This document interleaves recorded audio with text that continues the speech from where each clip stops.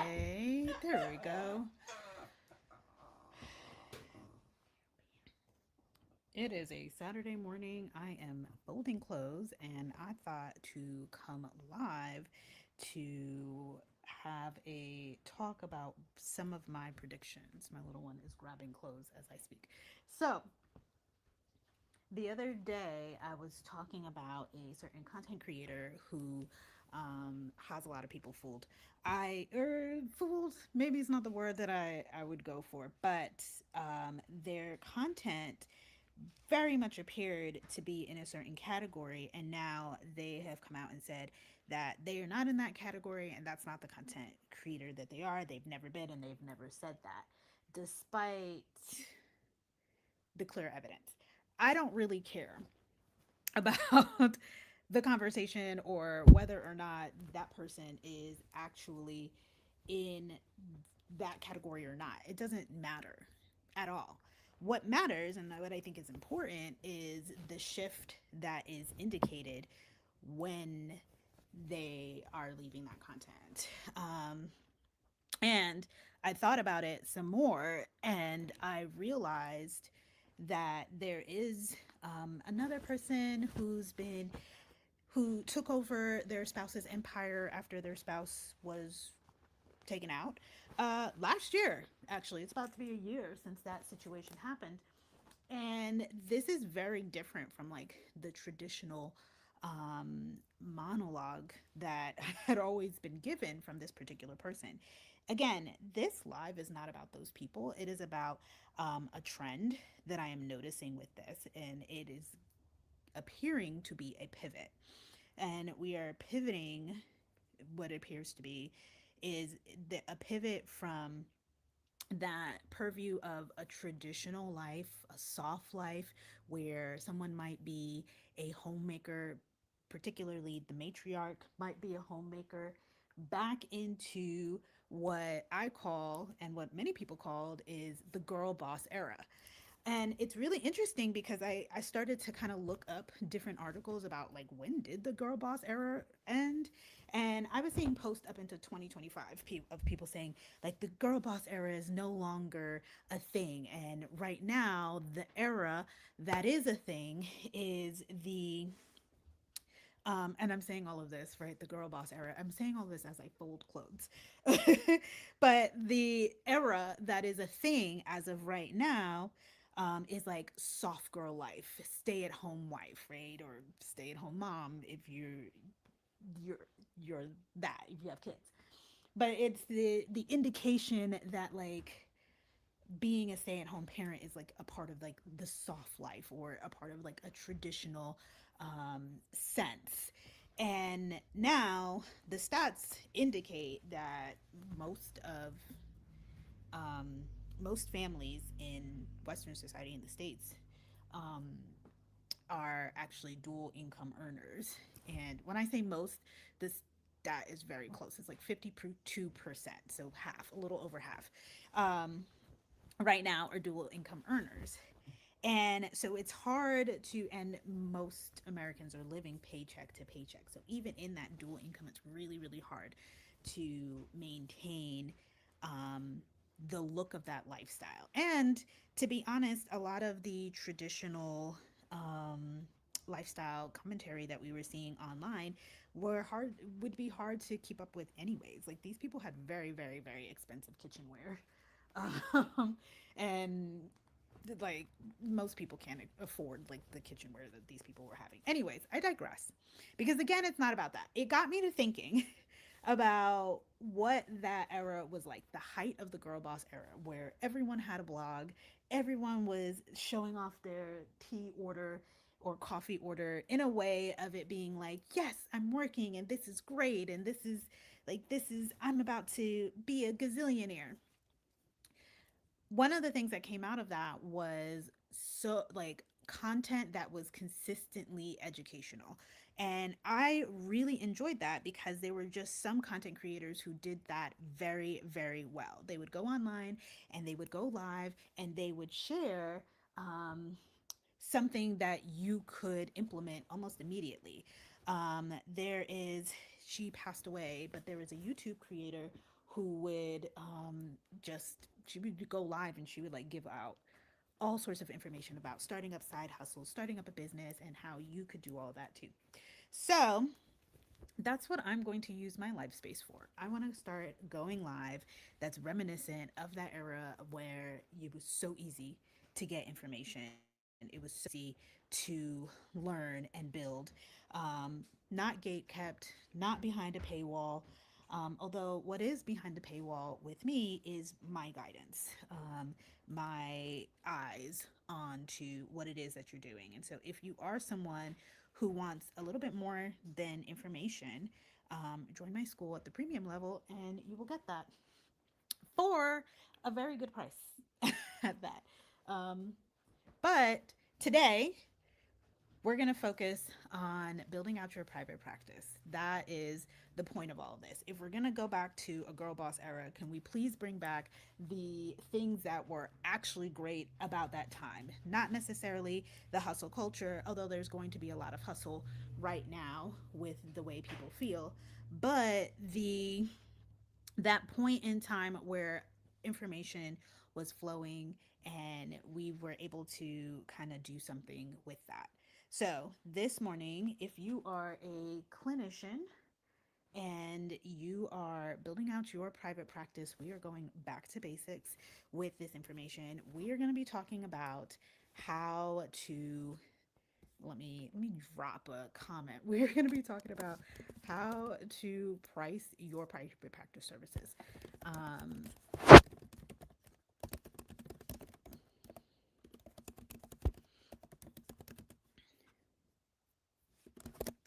that's what we're talking about today, for our Girl Boss. How to price out your private practice services. That's what we're going to be talking about today to go about our Girl Boss era, where back when information was freely flowing and you actually learned how to do something. Sorry for the 7 minute. No, I'm not sorry. You got a 7 minute introduction just for me to say I'm going to be teaching more fluently on live for you as a clinician to other clinicians. It's the inside skinny so that you can build out your private practice with confidence and efficiently. So, I'm also, while I'm girl bossing, I'm also folding my kids' clothes. Okay, so let me talk to you about private practice services. So, when you have a private practice, there's multiple ways in which you can make money. Some of us have like a hybrid where we do both private pay and insurance. Some of us do insurance only. Even if you were to do insurance only, you need to have a price for your services, because when you're negotiating with certain insurances, you want to be able to tell them, like, hey, the price for my service is XYZ. They're probably not going to pay you that, but you have a baseline, you have a standard to get as close as possible, if you negotiate. And when you're negotiating, I want you to know that the things that are important in the negotiation, this is where like your modality comes into place. This is where your years of practice is going to come into place. This is where you say, like, this is my specialty. I have a specialty of perinatal mental health, so I should know how many clinicians are in the area that actually have this specialty, that are trained in this area, that I'm also trained in EMDR. How many clinicians in my area are trained in EMDR? I'm also a Black clinician. That makes a difference too, right? So, those are the kinds of things that I'm going to negotiate on to get as close to my price as possible. But again, if you are a therapist, most of the time we try and make up a number, or we try and make up a number based off of who we see. And I did this as well. This is what brought me to my decision about insurance, was that I was like, I'm a licensed, at the time I was at LPC, my state changed to licensed clinical mental health counselors. Um, so I was a therapist at the time, and I knew that my specialty work was going to be in perinatal mental health, or pregnancy, postpartum, and fertility impairment. And I made the decision, or I decided, that's made the decision, that um, I realized that a lot of the clients that I worked with were going to want to use their insurance, and they were going to want to use their insurance very specifically because it most likely should be covered because they met their deductible after a major health event, right? They just had a major health event, and they were going to birth their babies in a hospital. Some people, not everybody did, but many people did, and that meant that they were going to use their deductible. Um, and so now they would be either dip into the coin insurance, or the mental health would be covered, or they're going to be paying very low for a copay, if at all. So, what that helped me to understand is that people are going to want to use their insurance because now they have the most access to. So for my practice, I decided that I was going to use insurance after I set my fees. Now, what I see a lot from clinicians is they're like, I want to work with a certain group of people. I want to work in a community that's underfunded, or I'm going to work with at-risk youth, or the community that I work with can't afford high price services. And the reason why I put that in quotes is because high prices is subjective. And so it might be to the therapist that their price is really high, but they haven't really checked that with the community of people that they really want to work with, or they haven't checked that against it. And so, like, for some people, $25 can be high. For other people, $50 could be high, right? Both of those would be considered like a lower rate. My lower rate is $65. And those are those are slotted in my practice. Um, my private practice rate is 155. And so when it comes to that, that was a number that I came up with using a particular formula. So I'm going to show you that particular formula in a minute. And again, this replay is going to be in my school. So setting up for Therapist Thrive with Shauna. It's the school community. It's in the pinned comment. If you would like to see this again and let it sit in with you. So when I set up my private practice, I also set up the rate, considering the community that I was going to work with, how they might move, as well as considering what needed to be made. And when I set up my rate, I came up with, I'm bringing it up now. When I set up my rate, I came up with my private practice calculator. Um, I now call this private practice math. So my private practice calculator is based off of the formula. It's a formula that many people share, right? So you are going to take how much you want to make for the year. We're going to use nice round numbers to make it really easy. So let's say you want to make $100,000 for the year. Before I go any further, every time I say this publicly, there's always someone who's going to say, but that doesn't include dues and fees. We will get there. Do not say that. We're just starting off really round. So let's say you want to make $100,000 in a year. The simplest way to equate what that would cost over a session is the number you want divided by the amount of time that you're working, divided by the amount of clients that you want to see. So if you wanted to make $100,000, you're going to work 48 weeks a year. You're going to divide that. It's going to give you a number, and that is the cost per week. And then you're going to divide that by the amount of people that you would see in the week. So that's your caseload size per week. If you see about 20 people per week, you would divide that number by 20, and that would be your per session rate. So that's the rate you would take to negotiate with. It's the rate that you would charge your private practice clients.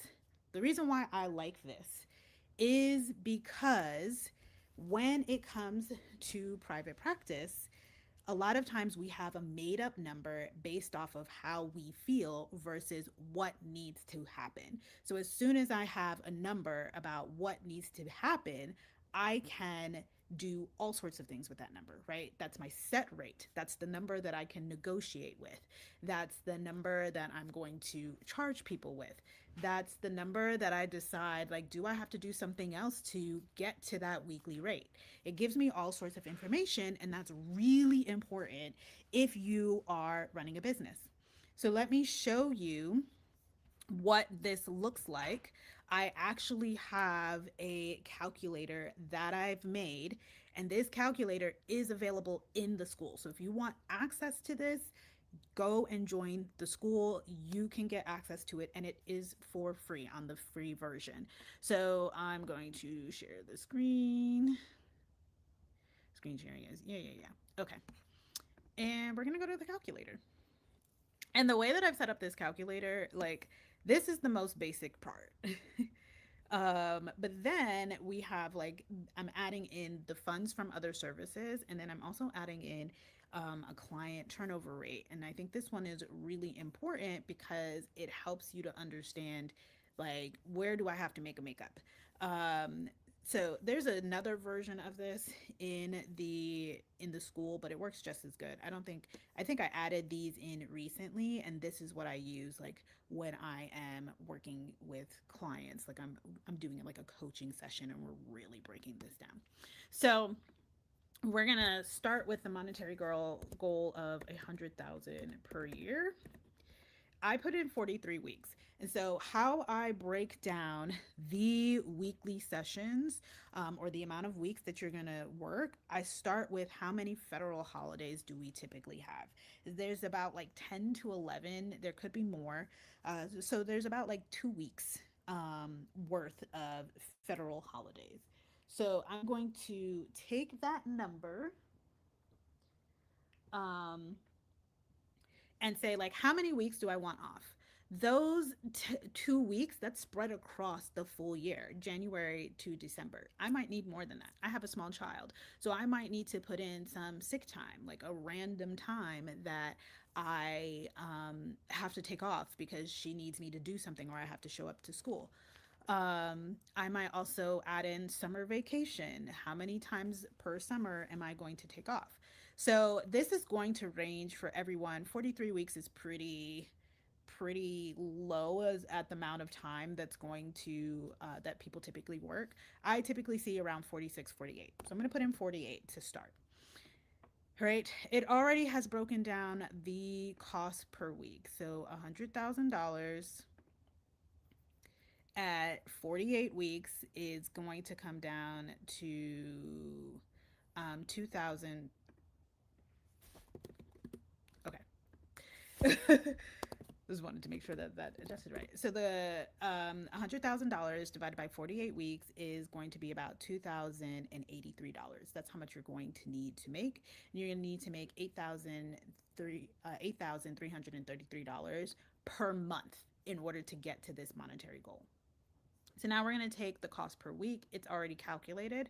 And how many clients do you see per week? So if you see 20 clients per week, and that's going to bring your cost per session down to $104. Then, how many sessions you need to achieve that goal? You need 20 sessions over 48 weeks. That's 960 sessions per year if you want to make $100,000 therapy alone. So now we're going to go down here, and all of this is calculated. So, let's say your monetary goal is $100,000, and you can put in your tax number. It could change. I usually do around 3% ish, or 30,000 to put away for taxes.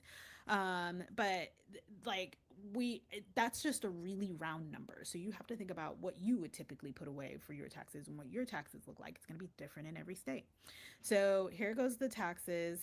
Then what are your dues for the year? What do you have to pay? You could be a part of association. Is it a renewal year for you and your license? That's the things that are going to go here. Is there other things like a society that you might be a part of for a certain modality or something like that? That is going to go in your dues. Your fees is the cost for everything else. What is it, the cost per year to run your EHR? What is the cost per year for your EMDR platform that you might use online? What is the cost per year for Zoom or your email or your website? All of those things, that's going to go in fees. Here's one for CEUs, your rent. If you rent for your office, um, what is coming out of that? Or even if you had like a virtual office, then insurance, right? What is that for both your health insurance as well as your private practice insurance, right? If you pay health insurance, if that's typically something that comes out of your check, you don't have to include that. What are you putting away for retirement? Any other miscellaneous fees, right? So I did all of this calculations because we want to know at the end of the day, if you're shooting to make $100,000 after taxes, dues, and fees, and everything else that comes out of it, what are you actually making? You're going to take home 49,000 if you've got this calculation here.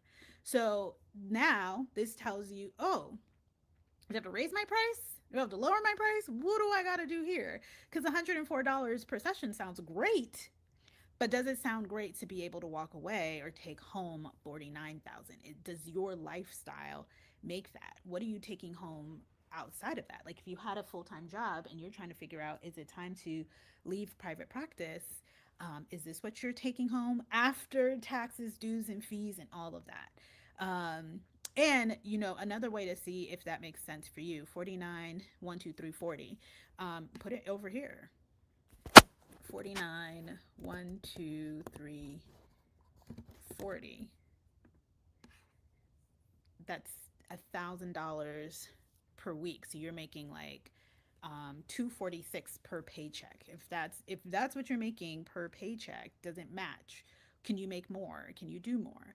Right now your cost per session here is $51. So is that what you're making, right? So you can use this to check against that. And if you're trying to give yourself a raise, like how much more do we have to give ourselves a raise? So I'm going to play around with this again one more time, and I'm going to show you, what if we went up to 120? I think a lot of times for clinicians, these numbers, when we start talking about six figures, sometimes it could feel like we're being greedy. Sometimes it could feel like, oh, we're profiting off of people's pain, because I've heard all of those things before. I've seen all of those things before. But that is not looking at this from a business lens. And when we look at something from a business lens, we start to understand, right? Like the goal may be this, but at the end of the day, what I'm walking away with is this. And this is what would fund the life that I have right now. So if you have a mortgage at home, that's not included in this. If you have a car note, that's not included in this. What if there's medical bills? What if there's debt that needs to be paid off? That's not included in this. What if you're the main provider? Is this something that makes sense for you? So the take home is 69, 1, 2, 3, 40. So here, let's do 69, 1, 2, 3, 40 again. And what that turns out to is 1440 per week. So we're getting higher. 1440 per week is going to be something like 2880, 28,880, 2880 per week. But per month, you're going to bring home $5,760 from your private practice. So after, but recognize that would be after all of your dues and fees and all of that. So is this like, would that be a number that would be sufficient to maintain everything else in your life? Only you can really answer that. And if we're looking to society to determine the morality around being able to live without worry, live without um, question, live without being client to client or paycheck to paycheck, only really you can answer that from the financial sense. And the big thing about private practice that I want for clinicians to know and understand is that it is so important for us to run our business like businesses. We are the kind of people, when you're in the helping profession, it is like beat into us. We are toppled over the head from the time that we start, that working in this field is meant to be self sacrificing. And what happens for a lot of us is that we do end up self sacrificing, and then we burn out and we leave the field. And we don't want that. We want to be able to work in the field for as long as possible and serve in the field for as long as possible. But in order for us to do that successfully and healthily and sustainably and efficiently, we have to understand our private practice numbers. We have to understand if something goes down. If you have a car and your car needs a major repair, my car needed a major repair yesterday, and it was it was significant. If you have a car and your car needs a major repair, would you be able to cover that? Would you be able to put away and have a rainy day savings? I said retirement. $12,000 a year is $1,000 a month for retirement, um, which isn't bad. It's something, right? Like, I'm not going to diss that. It's not. I don't think that's the max. Actually, I can look it up. What is the retirement max?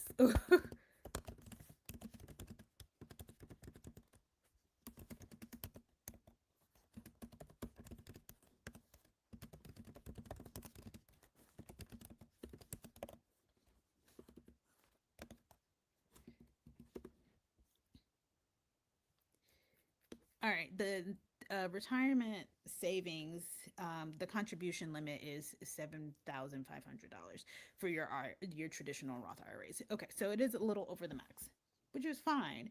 But the way that people are retiring nowadays, can we really be able to maintain that? Are we going to have a comfortable retirement? I don't know. I don't know. That you decide that. You decide what that looks like as a clinician. But when we look at the private practice numbers, we can start to see that this feels ambitious to many of us, right? We're talking six figures now. Many of us don't get to six figures when it comes to our private practices and when it comes to our business. I actually know several um, clinicians who are leaving their private practice, who are limiting their private practice hours, because they are going back to work. And so, or they are taking on they're supplementing, right? Maybe they're not limiting, but they're supplementing their private practice because of the times that we're in. So it needs to be understood that if you are trying to make a certain amount, that the goal, right? This is more than ambitious. This is the math. This is the numbers, and we have to be able to make the math in the economy, in the society that we live. It can't just be like, oh, this is greedy, or oh, everybody says that, you don't become a therapist to make money. Who said that and why? It took money to become a therapist. It takes money to remain a therapist, does it not? They don't care that. Like, nobody sees that on the back end. So why is it that we have convinced ourselves that we must self-sacrifice, that we can't survive, not even survive, that we can't thrive, that we're not allowed to thrive, that we're not allowed to ask for more because we have to be self-serving? Do you not put your mind on the line every day? Some of you are not even drinking water. You're talking, yip yapping, 8 sessions all day long, and you don't stop to get a sip of water. Or if you do, you're waiting between 8 sessions, right? At least four of those got to be back to back. You're barely stopping for lunch. You're not taking care of yourself because you're trying to make $90,000 work. You're trying to make small numbers work so that it looks modest. And at the end of the day, you're walking away with $39,000 for the year. You're trying to convince yourself that this is enough per week. that this is enough to pay off a home, to maybe send a kid to college if you'd like one day, to or because somebody was going to say, oh, you just need to live within your means. So this should be your means. Don't have kids if you can't afford them, right? Yeah. We have to get better at being business minded and being okay at what it costs to run a business, or we don't, or get somebody else to do it, right? Like this might be the work for a financial professional, this might be the work for an accountant, this might be the work for a bookkeeper, this might be the work for someone who can talk financial sense to you. And if you want, I know somebody who can really help you plan the finances. I've actually met a couple of therapists who said before they even went to their private practice, they started working with somebody, an accountant or a bookkeeper, who told them how to make a profit, who explained to them the importance of how to make a profit. So we're going to go back to $120,000 a year. This is 10K, right? If you were to make 10K a month, your monetary goal would be 120 per year. Per week, you would need $2,500. If you saw 20 clients per week, that is the cost. That's a session 125. This is if you see 20 clients per week. So you're a therapist. You know, if you have a set schedule of 20 clients, how often do you truly see 20 clients? It's the summertime right now. People are out, they're partying, they're vacation, they outside. So you might have 20 scheduled and really see 15. That happens, right? So what happens if you have your 20 scheduled and you truly see just 15? So we're going to go over here and we're going to look. Now I'm going to put in, we saw 15 clients, cost per session is 125. That means you made 1875 for the week, but you need to make 2500. So the cost is 2500. The total is actually 1875. What's left to make is 625. And this is why I think it's important for us to have diverse income streams, because what's going to happen here is either you need more clients to cover the miss, or you need to raise your prices, or you just don't make that. And if you're making a total of 1875 a week, that's not going to get your goal. So you have left to make $625 a week. And this is where our wheels should be turning. Now, I love the advice that we should not be creating any kind of diverse streams, any kind of anything else until we have a I'm going to say a practice, but I really mean like a discipline that is significant, for us, right? And so that discipline for a clinician that is significant for us, that discipline, hear me out, is the therapy part. So if you have a system where you're getting clients in, you have a caseload that is your 20 clients, now you can think about how else do I make this up? And when you make up something else to get your 625 a week, it should be a really simple system, right? We're not going to want to make something that's really crowded or overwhelming. It's going to overwhelm you and it's going to take you away from the things that you're trying to do on a day-to-day basis. We're not even talking about how much time that is put into your practice, right? If you see 20 clients a week, you can see 5 people over 4 days. You can see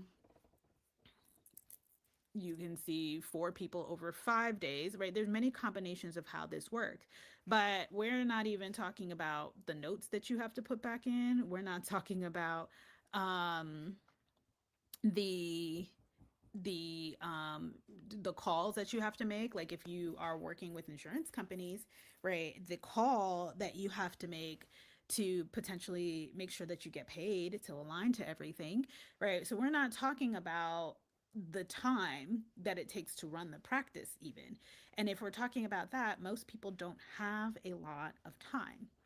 The way that I look at this, 625 though is not a lot of money. 625 can be um, a digital product that sells in the background.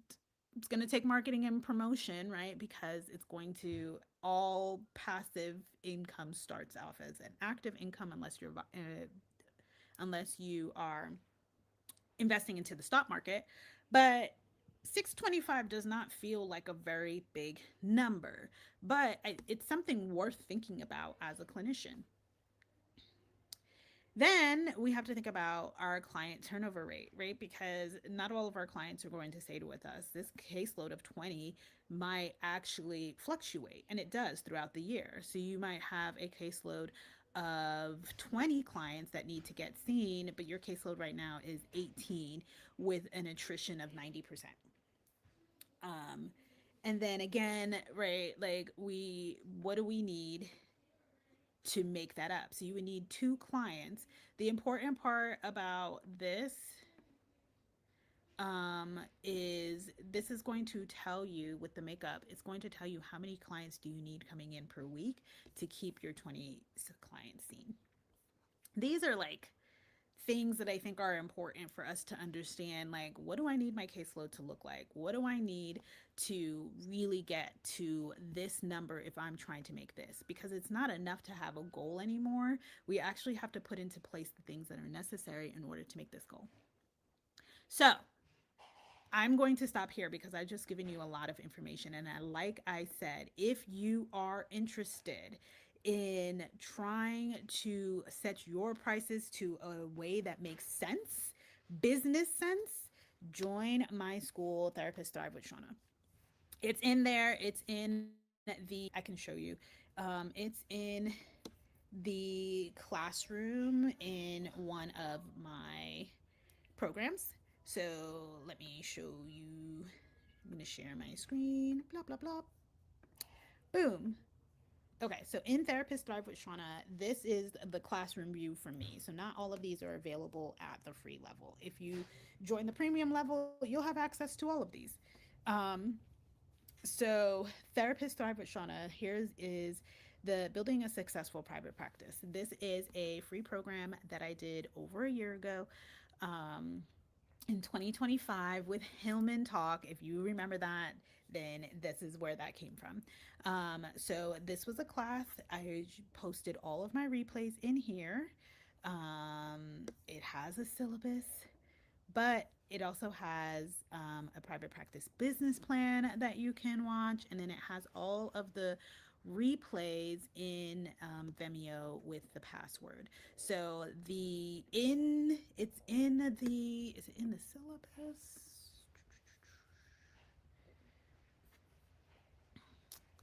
It's going to be in one of the classes, but I can go back and share it again. It's here and available for you all. So I want you to go check out the school. Another cool thing about my school is, and this month there are monthly themes. So this month we are talking about the free shifts therapists need to make for more referrals. We're going through this shift by shift.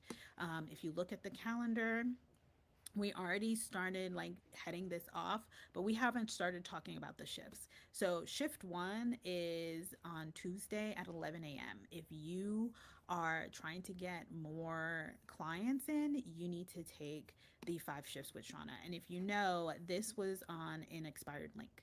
So there was no way that if you got it and signed up for it, you had to watch it right away. Now, inside the school, this is available at any time. You can go in and you can watch it.